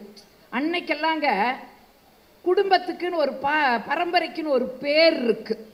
இன்னைக்கு வேணா நிலத்துக்கு நிலம், அக்கௌண்ட்டுக்கு அக்கௌண்டு, இதெல்லாம் இன்னைக்கு வேணா நம்ம பார்க்கலாம். அன்னைக்கெல்லாம் பரம்பரைக்குன்னு ஒரு பேர் வச்சிருக்காங்க. எங்க பரம்பரை என்ன பரம்பரை தெரியுமா? புளி அடிச்சு பொழைச்ச பரம்பரை. நாங்க என்ன நினைச்சோம், இதுக காட்டுக்கு போய் துப்பாக்கி எடுத்துட்டு போய் வேட்டையாடி பொழைச்ச பரம்பரைன்னு நினைச்சோம். அங்க போனவருக்கு தான் தெரிஞ்சுது இதுக்கு அங்கெல்லாம் போய் வேட்டையாடல, ரோட்டோரம் இருக்கிற புளிய மரத்துல எல்லாம் புளியங்காய் அடிச்சு பொழைச்ச பரம்பரைன்னு அப்புறம் தான் தெரிஞ்சுது. ஐயோ அப்பத்தா பொய் சொல்லிட்டாங்க அப்பத்தா. எங்க அப்பத்தா ஆஜராயி, ஏய் 1000 பொய் சொல்லி கல்யாணம் பண்ணுன்னு சொல்லியிருக்காங்கல்ல, அவங்க ஒரு பொய் தானே சொன்னாங்க, போ முடிக்கி விட்டுட்டான். இதை விட என்ன கொடுமை தெரியுங்களா? அப்படியே தூங்கும் போது 1.5 HP மோட்டரோட சத்தம், கொரட்டை சத்தம். ஐயோ அப்பத்தா அந்த வீட்டில் நான் போக மாட்டேன், கொரட்டை விடுறாரு எங்க அப்பத்தா. ஏய் அவங்கதான் உனக்கு தெய்வம், அந்த வீடுதான் கோயில், லாபமோ நஷ்டமோ அனுசரிச்சு வாழு, போ முடிக்கி விட்டுட்டான். நீங்க நம்ப மாட்டீங்க, அன்னைக்கு கொரட்டை சத்தம் கேட்டா தூக்கம் வரலன்னு சொன்ன சாந்தாமணி இன்னைக்கு கொரட்டை சத்தம் கேட்கலினா தூக்கம் வரலங்கிற அளவுக்கு மாற்றிக்கொண்டு, சாந்தாமணி மட்டும் இல்லைங்க, ஒவ்வொரு அம்மணிகளும் அப்படித்தான். இன்னைக்கு நிறைய வீடுகள்ல வாழ்க்கை ஜெயிக்குதுன்னு சொன்னா அந்த விட்டு கொடுத்து போற ஒன்னா ஆண்கள் விட்டு கொடுக்கல. அதுக்காக நான் ஆண்கள் இல்லைன்னு சொல்லல. சில வீடுகள்ல ஆண்கள் விட்டு கொடுக்கலாம், சில வீடுகள்ல பெண்கள் விட்டு கொடுக்கலாம். அந்த விட்டு கொடுத்து போற வாழ்க்கை தாங்க என்னைக்கும் கெட்டு போகாதுன்னு சொன்னா இதை விட மகிழ்ச்சி நமக்கு என்னங்க வேணும்? நான் இன்னும் புரிகிற மாதிரியே ஒன்று சொல்றேன். ஒரு கல்யாணம் ஆகி 15 வருஷம் வாழ்க்கையில ஒரு சண்டை சச்சரவு கிடையாது. ஆச்சரியப்பட்டாங்க எல்லாரும். எப்படிங்க 15 வருஷத்துல சின்ன வரலீங்க, சான்ஸ் இல்லைங்க. கணவன் பேசி மனைவி பேசாம இருப்பாங்களா? ஏன்னா கணவன் ஒன்று சொன்னா நம்ம 2 சொன்னாதான் நமக்கு ஆறுதலே ஆகும் இல்லையா? ஆனா கணவன் பேசி எப்படிங்க மனைவி பேசாம இருப்பாங்க? எப்படிங்க பேசுவாங்க? ஏங்க அவங்க தான் ஊமைங்க. அந்த அம்மா ஊமை. எல்லாரும் கேட்ட பிறகு இந்த மனுஷனுக்கும் ஒரு ஆசை வருது. இவளும் என்னமோ 15 வருஷம் பே பே பேன்னு என்னமோ சொல்லணும்னு துடிக்கிறா. சரி என்ன பண்ணலாம்? டாக்டர்கிட்ட கூட்டிட்டு போய் எதுக்கும் ஒரு பரிசோதனை வைப்போம், வாய்ப்பு இருந்தா பேசிட்டு கூப்பிட்டு போனா. கூப்பிட்டு போய் டாக்டர் எல்லா பரிசோதனையும் பண்ணி பார்த்துட்டு சொன்னாரு, ஒன்றும் பிரச்சனை இல்லை, எக்ஸ்ட்ரா சதை வளர்ந்துருக்குது, அவ்வளவுதான். அதை ஆப்ரேஷன் பண்ணுனா கள்ள கள்ள கள்ள கள்ளன்னு உங்க மனைவி பேசுவாங்க, 6 லட்சம் ஆகும்னா. உடனே 3 வட்டிக்கு வாங்குனா 6 லட்சத்தை கட்டுனா. Operation success. டாக்டர் என் மனைவி போ 8ஆம் நம்பர் ரூம்ல எகிரி எகிரி பேசுறா. போனா கதவை திறந்தா. அப்படியே மனைவிய ஆசையா பார்த்தா. அவ என்ன பேச போறா? 15 வருஷம் பேசாத அந்த வார்த்தையை முதலில் காதில் கேட்க போகிறோமே, ஆசையா மனைவியை பார்த்தா. கணவனை பார்த்த மனைவி 15 வருஷம் பேசாததை 10 நிமிஷத்துல பேசி முடிச்சா. வாழ்க்கையில உன்னை கட்டி நான் என்ன சுகத்தை கண்ட, நகையுண்டா நட்டுண்டா இருந்திருந்து பெத்தவங்க என்னைய கொண்டு வந்து பாலுங்கணத்துல தள்ளி ஆட்டுக்கல்லா இருந்தா ஊரே ஆட்டி இருக்குமேன்னு பேச ஆரம்பிச்சா. கதவை அடைச்சா. திரும்பி வந்தா. டாக்டர் 6 வட்டிக்கு வேணாலும் வாங்கி கட்டுறேன் டாக்டர், அவளை மறுபடியும் ஊமையாக்குங்க டாக்டர்னா. இப்ப டாக்டருக்கு கோபம் வந்துச்சு. ஏண்டா வேணும்னா திறக்கிறக்கு, வேண்டானா அடைக்கிறக்கு, இதனை வாய்க்க வரப்பாடா, ஒரு 50,000 கட்டுற உன்னை நான் ஜெவுடாக்கி விடுறேன்ட்டாரு. இதுல இருந்து என்னதான் நீ சொல்ல வர்ற அப்படின்னு கேட்கலாம். இதுதாங்க வாழ்க்கையினுடைய மகிழ்ச்சி. வீட்டுல யாராச்சும் ஒருத்தர் பேசும்போது இன்னொருத்தர் வாயிருந்தும் ஊமையாய் காதிருந்தும் செவிடர்களாய் இருந்து பாருங்க, இருந்து பாருங்க. இதை விட என்னங்க வாழ்க்கையில வெற்றி வேணும்? நான் புரியுற மாதிரியே சொல்றேன். கோயிலுக்கு போறீங்களா? ஓம் ஓம் ஓம்னு சொல்லுங்க. வீட்டுக்கு வர்றீங்களா? ஆம் ஆம் ஆம்னு சொல்லுங்க. வாழ்க்கையினுடைய மந்திரமே இதுதாங்க. இதை தெரியாம எத்தனை பேர் ஒன்றும் இல்லைங்க. 6 மாசத்துக்கு முன்னால என் மாப்பிள்ளை எனக்கு ஒரு மெசேஜ் அடிக்கிறாரு.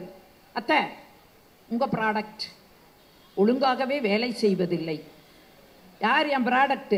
என் புள்ள ஒழுங்காகவே வேலை செய்வதில்லை. உடனே நான் யோசிச்சு ஒரு பதில் அடித்தேன். மாப்பிள்ளை, அந்த ப்ராடக்டை உங்களுக்கு சேல் பண்ணி பல வருஷம் ஆகிவிட்டது, வாரண்டி பீரியடும் தீர்ந்து விட்டது. அந்த ப்ராடக்ட் ஒழுங்காக வேலை செய்யவில்லை என்றால் இந்த கம்பெனி பொறுப்பேற்காது. நான் ஒரு மெசேஜ் அடித்தேன். இதெல்லாம் ஒரு நூற்றாண்டுக்குள்ள நம்ம இந்த மாற்றங்களை எல்லாம் பார்த்துக்கிட்டு தாங்க இருக்கிறோம். அப்ப எதையுமே நீங்க ரசிக்க பழகுங்க. எதிர்பார்த்தது எதுவும் கிடைக்காது. ஒரு வீட்டுல 3 பெண் பிள்ளைகள்ங்க, ஆம்பளை பசங்க இல்லை. அந்த அம்மா மாமியாருக்கு ஒரு ஆசை. வந்திருக்கிற 3 மருமகனும் அம்மா மாதிரி என்னை பார்த்துக்குவாங்களா, ஒரு பரிசோதனை வைக்கணும்னு அந்த அம்மா நினைச்சது. முதல் மாப்பிளைய கூப்பிட்டுட்டு பரிசல்ல ஆத்துல அப்படியே போச்சு. வாங்க மாப்பிள்ளை, அப்படியே ஆத்துல பரிசல்ல போயிட்டு வரலாம். மாப்பிளையும் வந்துட்டாரு. கொஞ்சம் தூரம் போனது, நடு ஆத்துல போனது அந்த அம்மா தண்ணிக்குள் உளுந்துடுச்சு. வேண உளுந்துடுது. முதல் மாப்பிள்ளை அப்படியே பதறி போய் அப்படியே மாமியால காப்பாத்தி கரைக்கு கொண்டு வந்து சேர்த்துனார். அடுத்த நாள் காலையில முதல் மாப்பிள்ளையோடைய வீட்டுக்கு முன்னாடி ஆடிக்கார் நின்றுட்டு இருந்துச்சு. மாமியாளின் அன்பு பரிசு. ரெண்டாவது நாள் ரெண்டாவது மாப்பிள்ளை சரியா தன்னை கவனிச்சுக்கிறாரா பார்க்கணும் அப்படின்னு சொல்லி அன்பு சகோதரர் லியோனி அவர்களை வருக வருக என்று அனைவர் சார்பாகவும் வரவேற்பதிலே மகிழ்ச்சி அடைகிறோம்.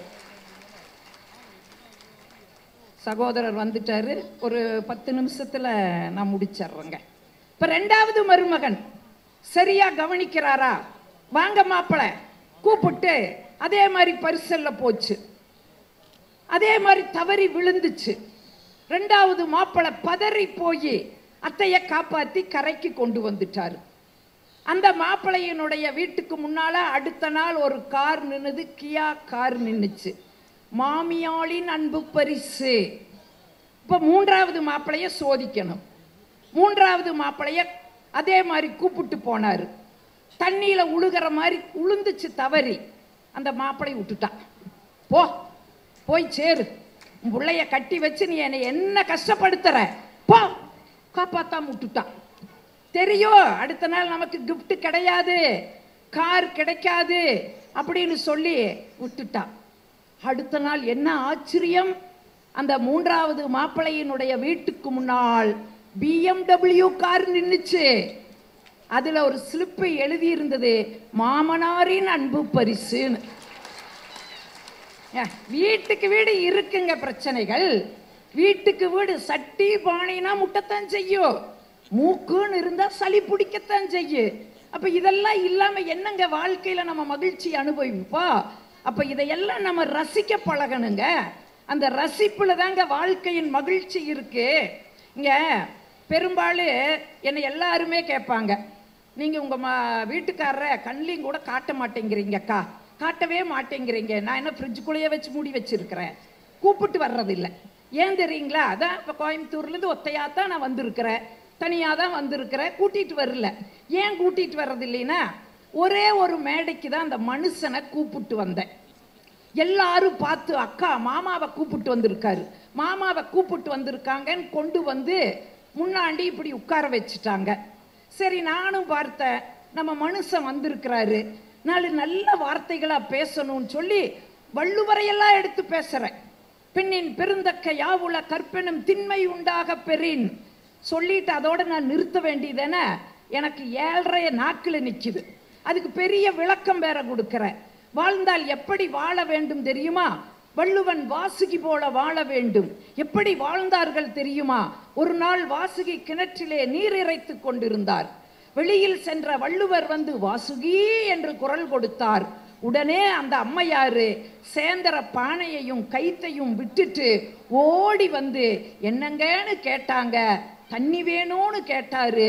மோந்து கொடுத்துட்டு திரும்பி வந்து பார்த்தால் எந்த இடத்தில் பானையும் கயிற்றையும் விட்டு சென்றாரோ அந்த இடத்தில் அப்படியே நின்றது. வாழ்ந்தால் இப்படி கற்புடையவர்களாக வாழன்னு கொஞ்சம் உணர்ச்சி வசப்பட்டு பேசிட்ட, ஓங்கி வேற பேசிட்ட. நம்மால் என்ன பண்ணியிருக்காரு, ஹார்ட் டிஸ்கில் பதிவு பண்ணுற மாதிரி பதிவு பண்ணியிருக்காரு. எனக்கு தெரியல. ஏன்னா எங்கள் வீட்டிலையும் கிணறு இருக்குது, எங்கள் வீட்டிலையும் கயிறு இருக்குது, எங்கள் வீட்டிலையும் குடம் இருக்குது. ஒரு நாள் காலேஜ் போறக்கு பரபரன்னு வேலை செய்யற இந்த மனுஷன் மெயின் சுவிட்சை ஆஃப் பண்ணுனது எனக்கு தெரியல. ஓ, கரண்ட் போயிடுச்சே, வயசான மாமியா இருக்காங்களே, சரி எதுக்கு 10 குடம் தண்ணி சேர்ந்து வைப்போம், மோட்ரு போடாமல் விட்டுட்டமேனு போய் தண்ணியை சேர்ந்துன. சாந்தி அப்படின்னாரு. சாந்தினால அங்கே ஏதோ வில்லங்கம் வருதுன்னு அர்த்தம். எதுக்கு வில்லங்கத்தை வளர்த்தோன்னு சேந்தர குடத்தையும் கைத்தையும் விட்டுட்டு ஓடி வந்து என்னங்கன்னு, என்ன செய்யறேன்னாரு. தண்ணி சேர்ந்திட்டு இருக்கிறேங்க என்ன, கையை பிடிச்சாரு, வான்னு கூப்பிட்டு வந்தாரு. வந்தா ஏன் துரதிஷ்டம், குடமும் கயிறும் போய் தண்ணிக்குள் விழுந்துடுச்சு. எட்டி பார்த்துட்டு கேட்குறாரு, நிக்கல. என்ன மாமா நிக்கல? குடமும் கயிறும் நிக்கலன்னாரு. அப்பதான் சுதாகரிச்சுக்கிட்டு பதில் சொன்னேன், மாமா தண்ணி சேர்ந்தரவ மட்டும் வாசுகியா இருந்தா போதாது மாமா, கூப்பிடுறவரும் வள்ளுவரா இருக்கணும் மாமான்னு சொல்லி அந்த சுதாகரிப்புங்க. ஏன் இன்னைக்கு நீங்க வெளிநாடுகள் எல்லாம் பார்த்து வியக்கிற வாழ்க்கை நம்முடைய வாழ்க்கை. கிளின்டன் கில்லாரி நம்முடைய நாட்டுக்கு வந்தாங்க. நம்முடைய நாட்டை சுத்தி பார்த்துட்டு அவங்க நாட்டுக்கு விமானத்துல ஏற போகையில நிருபர்கள் ஓடி வந்து பேட்டி எடுக்கிறாங்க. எங்க நாட்டுக்கு வந்தீங்க, தஞ்சையை பார்த்தீங்க, கங்கையை பார்த்தீங்க, தாஜ்மஹாலை பார்த்தீங்க, எது பிடித்ததுன்னு கேட்டாங்க. தஞ்சையும் பிடிக்கல, கங்கையும் பிடிக்கல, தாஜ்மஹாலும் பிடிக்கல, இந்திய தேசத்தில் உள்ள குடும்பங்கள் எங்களுக்கு பிடிச்சிருக்குதுன்னு சொன்னாங்க. நிருபர்கள் விடல, மறுபடியும் கேள்வியை கேட்டாங்க. ஏன் உங்கள் நாட்டில் குடும்பங்கள் இல்லையா என்று கேட்கும் பொழுது, எங்கள் நாட்டில் குடும்பங்கள் இருக்கின்றது, குடும்பங்களாக அல்ல, ஆனால் இந்திய தேசத்தில் குடும்பங்கள் இருக்கின்றது, குடும்பங்களாக அல்ல, கோயில்களாக இருக்கிற காட்சி எங்களுக்கு பிடித்திருக்கிறது என்று சொன்னால், இன்னைக்கு இந்த வாழ்க்கையை நாம் ஜெயித்து கொண்டிருக்கிறோம் என்று சொன்னால், ஒன்று ஞாபகம் வைத்துக் கொள்ளுங்கள். நான் ஏற்கனவே சொன்னது போல சின்ன சின்ன அன்பில்தான், சின்ன சின்ன பாராட்டில்தான் நம்முடைய வாழ்க்கையினுடைய வெற்றி இருக்கிறது என்று சொன்னால், ஒரு நல்ல திருநாளிலே நான் ஒரு செய்தியை சொல்லி முடிச்சிடுறேன். மனிதனாக பிறந்தவன் இன்னைக்கு பெரும்பாலும் ஒருத்தரை ஏமாற்றுவதிலேயே குறியா போற ஒரு காலகட்டமா மாறிட்டு இருக்கு. இங்க ஒண்ணு இல்லைங்க, என் வீட்டு பக்கத்தில் இருக்கிற ஒருத்தன் வந்து, அக்கா எனக்கு 5000 கடன் கொடுக்கான்னு கேட்டா. நான் சொன்ன, கடன் அன்பை முறிக்கின்றா தம்பி, நான் தரமாட்டேன்னு. தந்தா தா, தராட்டி போ, எதுத்தூட்டுல வாங்குறேன்னா.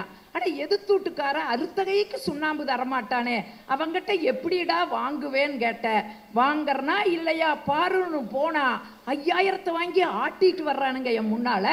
நான் கூப்பிட்ட, வாடா இங்க, எப்படிடா 5000 வாங்குனேன். வெரி சிம்பிள் அக்கா. குடும்ப சகிதமா உட்கார்ந்து இருந்தாரு. அவர் காலில் போய் விழுந்த, என் குலதெய்வமே நீதான்னு சொன்ன, 5000 கொடுத்துட்டாருன்னு. எனக்கு அவ்வளவு கோபம் வந்துச்சு. ஏண்டா ஒரு 5000 வாங்கறக்கு அடுத்தவங்கால போய் விழுந்திருக்கிறையே, நீ எல்லாம் மானமுள்ள தமிழநாடான்னு கேட்ட. அவன் ஒரு வார்த்தை சொன்னான் பாருங்க, ஆட போக்கா, 5000 வாங்கறக்கு ஒரு தடவை தானே விழுந்த, அதை எங்கிட்ட இருந்து அவன் திருப்பி வாங்கறக்கு எத்தனை தடவை என்ற காலில் உழுக வைக்கிறோம் பாக்குறையான்னு கேட்டா. இந்த ஏமாற்றுவர்களுக்கு, ஏன்னா இது புத்தக திருவிழாவா இருக்கிறதுனால நான் ஆரம்பத்திலேயே சொன்ன மாதிரி, புத்தகங்கள் என்ன செய்யும்? புத்தகங்கள் புரட்சி செய்யும், புத்தகங்கள் நம்முடைய வாழ்க்கையை புரட்டி போடும். இந்த கதையோடு நான் முடிக்கிற, ஏதோ வாழ்க்கையில நமக்கு கிடைத்த ஒரு வாய்ப்பு, ஏதாவது ஒரு புத்தகத்தை வாங்கியாவது வாசிக்கிற பழக்கத்தை உங்களுக்குள்ளேயும் கொண்டு வாங்க, உங்க பிள்ளைகளுக்கும் கொண்டு வாங்க. ஜானகிராமன் எழுதிய ஒரு கதை, காண்டாமணி அப்படின்னு ஒரு கதை. அந்த கதையில ஒரு உணவு விடுதி நடத்தக்கூடிய கணவன் மனைவி, அங்க ஐராவதம் அப்படின்னு ஒரு வயதானவர் பக்கத்தில் இருக்கிற ஒரு பள்ளிக்கூடத்துல ஒரு அட்டெண்டரா வேலை பார்ப்பாரு. அவருக்கு குடும்பம் இல்லாததுனால அந்த வயதான ஐராவதம் வந்து இந்த கடையில சாப்பிடுவார். அன்னைக்கும் அவர் முதலால அந்த கடை திறக்கிறாங்க, மதிய உணவு தயாராயிடுச்சு. ஐராவதம் வர்றாரு, வந்து உட்கார்றாரு. அந்த உரிமையாளர் உணவு பரிமாறுறாரு. பரிமாறிட்டு எல்லாம் அவருக்கு எடுத்து வச்சுட்டு அவரே எடுத்து போட்டுக்கலாம், செல்ஃப் சர்வீஸ் வச்சுட்டு போய் பொட்டல உணவு கேட்பாங்க. அதனால அந்த குழம்பு ரசத்தை எல்லாம் பொட்டலம் கட்டிட்டு இருக்கும்போது திடீர்னு அந்த குழம்பை எடுத்து ஊத்த போகும்போது அதில் ஒரு விஷப்பாம்பு செத்து கிடக்குது. உடனே அந்த உரிமையாளர் பதறாரு, ஐயோ கொடிய விஷப்பாம்பு உள்ள விழுந்திருக்குதே, இதைய வேற அந்த பெரியவருக்கு நான் போட்டுட்டேனே, சாப்பிட்றத தடுக்கணும்னு ஓடி வந்து பார்க்கறக்குள்ள ஐராவதம் சாப்பிட்டுட்டு இலைய மடிச்சு எடுத்து கொண்டு போய் அந்த இடத்துல போட்டுட்டு அதுக்கான காசை கொடுத்துட்டு அவர் பாட்டுக்கு போறாரு. இவருக்கு மனசாட்சி உறுத்துது, ஐயோ தப்பு செஞ்சிட்டமே, சொல்லாம விட்டுட்டமே, சொல்றக்குள்ள சாப்பிட்டுட்டாரே, ஏதாச்சும் ஆச்சுன்னா நாளைக்கு போலீஸ் வந்து என்னை அரெஸ்ட் பண்ணி ஊரே எனக்கு அவமானம் ஏற்படுமே, என்ன பண்றதுங்கும் போது அந்த ஊர்ல சிவன் கோயில் ரொம்ப உயரமா இருக்குது.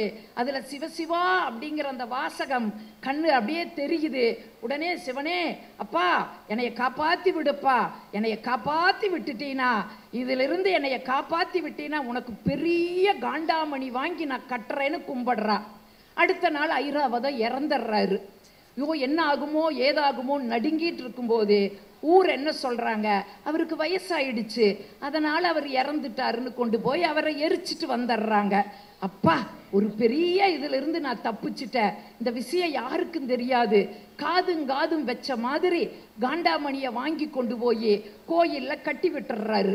என்ன ஒரு இது தெரியுங்களா, அது காலையிலையும் மதியத்தும் மாலையிலையும் மாலகால பூஜை நடக்கும் பொழுது அந்த காண்டாமணியை டன்னு அடிப்பாங்க. பெரிய மணி டன்னு அடிக்கும் போது இந்த உரிமையாளருக்கு நினைவு வரும்.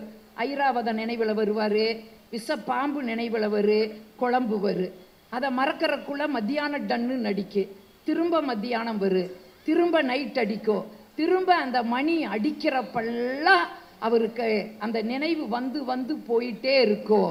கதையை ஜானகிராமன் இப்படி முடிப்பார்: குற்றங்களிலிருந்து தப்பி விடலாம், குற்ற உணர்ச்சியிலிருந்து ஒரு பொழுதும் தப்பிக்க முடியாதுன்னு சொல்லி அந்த கதையை அவர் நிறைவு செய்கிறாருன்னு சொன்னா, இது மாதிரி எத்தனையோ வாழ்வியலை சொல்லக்கூடிய புத்தகங்கள் உங்களுக்காக காத்து கொண்டு இருக்கிறது.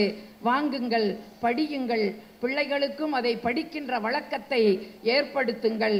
படிப்பு ஒன்றுதான். அதனால தான் அந்த அழைப்புதலை நான் திரும்ப நினைவுபடுத்துகிறேன். குனிந்து பார், நாளை உன்னை நிமிர்ந்து நடக்க வைப்பேனுங்கிற வாசகத்தை மறுபடியும் உங்களுக்கு நினைவுபடுத்தி படிக்க வையுங்கள், படிக்க வையுங்கள். படிப்பு ஒன்றுதான் வாழ்க்கையினுடைய சொத்து என்று சொல்லி வியந்து கேட்ட உங்கள் அத்துணை பேரையும் வணங்கி விடைபெறுகிறேன். அடுத்த நிகழ்வுக்கு வழிவிடுகிறேன். நன்றி, வணக்கம். இந்த தகவல் உங்களுக்கு பிடிச்சிருந்தா லைக் பண்ணுங்க, உங்க ஃப்ரெண்ட்ஸுக்கு ஷேர் பண்ணுங்க, மறக்காம எங்க சேனலுக்கு சப்ஸ்கிரைப் பண்ணுங்க.